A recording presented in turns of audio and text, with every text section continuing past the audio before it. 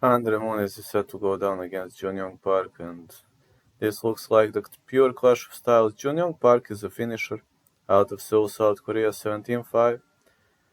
He's got most total head strikes landed in a fight in the UFC middleweight division history versus John Phillips, 254. He defeated Joseph Holmes, Dennis Tiuliulin, Albert Durev. Interestingly, he submitted all of them, but this guy is predominantly a striker.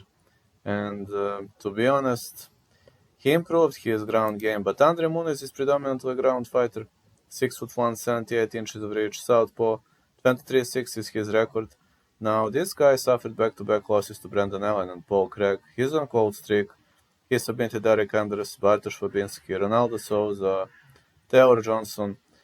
I think he's got good chances to submit Jun Young Park. He's a BJJ black belt. On the other hand, there is one more problem. Jun Young Park is better in the stand-up. I'm gonna say the fight will not go the distance. Side call could really go either way.